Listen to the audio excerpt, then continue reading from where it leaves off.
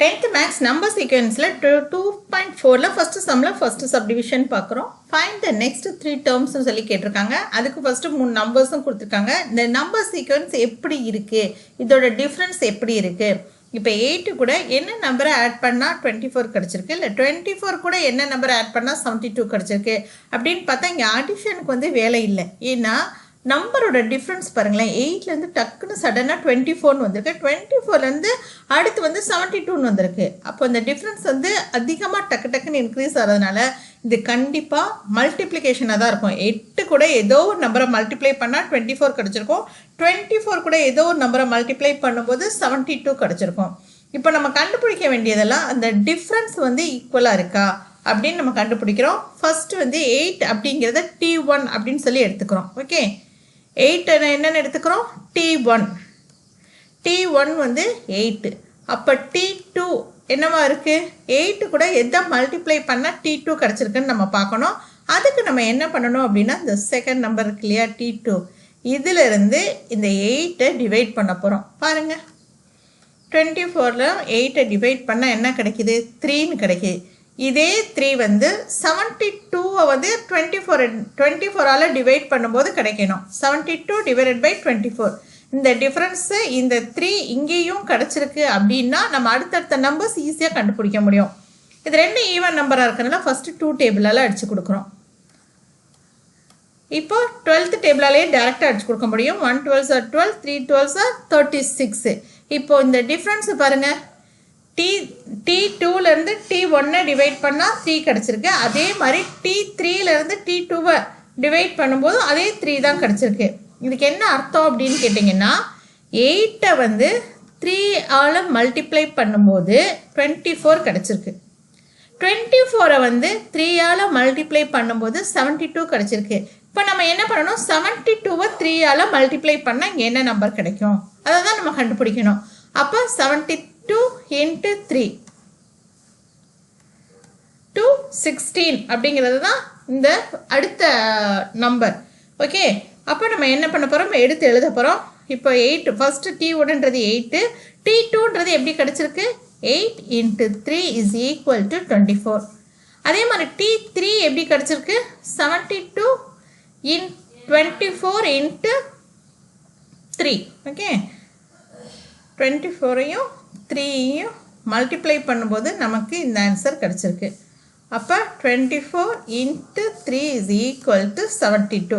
இப்போ நம்மளை கண்டுபிடிக்க சொன்னது என்ன கண்டுபிடிக்க சொல்லியிருக்காங்க, T4, T5, T6. Next 3 terms நம்ம கண்டுபிடிச்சா போதும். அப்போ T4 அப்படிங்கிறது எப்படி கிடைக்கும், 72ஐ 3ஆல் மல்டிப்ளை பண்ணால் என்ன ஆன்சர் கிடைக்கிது, 216. இப்போ இந்த 216ஐ 3ஆல் மல்டிப்ளை பண்ணால் என்ன ஆன்சர் கிடைக்கிது அப்படின்னு சொல்லி பார்க்கணும். என்ன ஆன்சர் கிடைச்சிருக்கு, 648. Okay, 216 into 3 is equal to 648. இப்போ அடுத்து நம்ம என்ன கண்டுபிடிக்க போகிறோம், 648ஐ நம்ம 3ஆல் மல்டிப்ளை பண்ண ஆன்சர் என்ன அப்படின்னு கேட்டிங்கன்னா 1944. இதுதான் இந்த சம்மோட ஆன்சர். அடுத்த 2 நம்பர் என்னெல்லாம் அப்படின்னு சொல்லி கேட்டோம்னா நம்ம இந்த இதை எழுதிட வேண்டியதான். என்ன ஆன்சர் கண்டுபிடிச்சிருக்கோம், மொத்தமாக நம்ம எழுதினாலும் ஓகே, இப்படி நம்ம எழுதினாலும் ஓகே. அடுத்த 2 3 நம்பர்ன்ற போது இதுதான். ஸோ இதுதான் இந்த சம்மோட ஆன்சர். இப்போ நம்ம அடுத்த சம் எப்படி செய்கிறது, அதாவது அடுத்த சப்டிவிஷன், ஃபஸ்ட்டு சம்மில் ஃபஸ்ட்டு சப்டிவிஷன் பார்த்துருக்கோம். செகண்ட் சப்டிவிஷன் எப்படி செய்கிறது அப்படிங்கிறத நம்ம பார்க்கலாம். இப்போ நம்ம செகண்ட் சப்டிவிஷன் எப்படி செய்கிறதுன்னு பார்க்குறோம். 5 1 -3 இந்த மாதிரி ஒரு சம் கொடுத்து இதை நீங்கள் சால்வ் பண்ணுங்கள் அப்படின்னு சொல்லியிருக்காங்க. இப்போ 5க்கும் 1க்கும் என்ன டிஃப்ரென்ஸ் அப்படின்னு சொல்லி நம்ம பார்க்கணும். இப்போ 5க்கும் 5லேருந்து சடனாக 1 அப்படின்னும் போது பாருங்கள், 5லேருந்து 1 நம்ம மைனஸ் பண்ணால் என்ன கிடைக்கிது, 4 கிடைக்கிது. அப்போது 5லேருந்து 4ஐ மைனஸ் பண்ணும்போது தான் நமக்கு 1 கிடைக்கும். ஓகே, அப்போ நம்ம 5 கூட எதை ஆட் பண்ணியிருக்காங்க, -4 அப்படிங்கிறத ஆட் பண்ணும்போது நமக்கு 1 கிடச்சிருக்கு. அதே மாதிரி 1 -3 அப்படின்னும் போது 1 கூட -4 ஆட் பண்ணும்போது நமக்கு என்ன கிடைக்கிது, -3 கிடைக்கிது. இப்போ இது ரெண்டுக்கு இடையில உள்ள டிஃப்ரென்ஸ் என்னது? இது ரெண்டுக்கு இடையில -4, இது ரெண்டுக்கு இடையில -4. அப்போ -3 அடுத்த டேர்ம் நமக்கு வேணும் அப்படின்னா நம்ம என்ன பண்ணணும் பாருங்க. இப்போ இதில் ஃபர்ஸ்ட் டேர்ம் வந்து t1 அப்படிங்கிறது 5, t2 அப்படிங்கிறது என்னது? 5லேருந்து 4 மைனஸ் பண்ணும்போது நமக்கு 1 கிடச்சிச்சு. அப்போ t2 அப்படிங்கிறது 1, t3 அப்படிங்கிறது -3.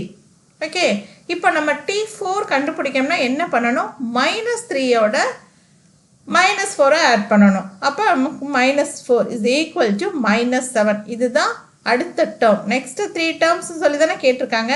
அதில் ஃபர்ஸ்ட் இது நம்ம கண்டுபிடிச்சிட்டோம். அடுத்து t5 பாருங்க, t5 t6 இது 3 மட்டும் நம்ம கண்டுபிடிச்சா போதும். t5ன்றது என்னது? -7 கூட ஒரு -4 ஆட் பண்ணணும். அப்போ ஆன்சர் என்ன கிடைக்கும்? -11. அதுக்கடுத்து இந்த -11 கூட -4 ஆட் பண்ண போகிறோம். அப்போ ஆன்சர் என்ன கிடைக்குது? -15. இதுதான் இந்த சம்மோட ஆன்சர். இவ்வளோ தான் இந்த சம். ஓகே, -4 -11 -15 இதுதான் இந்த சம்மோட ஆன்சர். இவ்வளோ தான் இந்த சம். அடுத்து நம்ம தேர்ட் சப்டிவிஷன் எப்படி செய்கிறது அப்படிங்கிறத நம்ம பார்க்கலாம். ஓகே, இப்போ நம்ம தேர்ட் சப்டிவிஷன் பார்க்குறோம். கொடுத்துருக்க சம் என்னது? 1/4, 2/9, 3/16 அப்படின்னு கொடுத்துருக்காங்க. அண்ட் அப்படியே போயிட்டே இருக்குது. நம்மள நெக்ஸ்ட் 3 டேர்ம்ஸ் வந்து கண்டுபிடிக்க சொல்லியிருக்காங்க. இப்போது இந்த 4 அப்படிங்கிறது என்ன? 2 ஸ்கொயர்டு. ஓகே, அப்போது 1/2 ஸ்கொயர்டு. அதுக்கப்புறம் 2/3 ஸ்கொயர்டு. அதுக்கப்புறம் என்னது இருக்குது? 3/4 ஸ்கொயர்டு அப்படின்னு இருக்குது. அப்போ அடுத்த நம்பர் என்னவாக தான் வரணும்? அடுத்த நம்பர் வந்து 4/5 ஸ்கொயர்டுன்னு வரணும். அடுத்து 5/6 ஸ்கொயர், அடுத்தது வந்து 6/7 ஸ்கொயர்டுன்னு வரணும். ஓகே, இவ்வளோ தான் நம்ம ஈஸியாக கண்டுபிடிச்சிட்டோம். இப்போ அதை நம்ம எப்படி எழுதணும் அப்படின்னு பாருங்கள். இப்போ 4/t4ன்னு எழுதிக்கலாம். ஏற்கனவே 3 எலமெண்ட் கொடுத்துட்டாங்க இல்லையா? அதனால் 4/5 ஸ்கொயர் இதை எப்படி எழுதணும்? 5 × 5. ஆன்சர் வந்து 4/25. இதுதான் அடுத்த நம்பர். ஓகே, t5 பாருங்க, 5/6 square is equal to 5/6 × 6 is equal to 5/36. Okay, அடுத்த நம்பர் என்னது? t6 என்னது? 6/7 squared is equal to 6/7 into 7 is equal to 6/49. அப்போ என்னெல்லாம் நம்பர் நம்ம கண்டுபிடிச்சிருக்கோம்? 4/25, 5/36 and 6/49. ஓகே, 49 அப்படிங்கிறது தான் இந்த சம்மோட ஆன்சர். இவ்வளோ தான் இந்த சம். இப்போ நம்ம அடுத்த சம் எப்படி செய்கிறது அப்படின்னு பார்த்துக்கலாம். இதுதான் இந்த சம்மோட ஆன்சர்.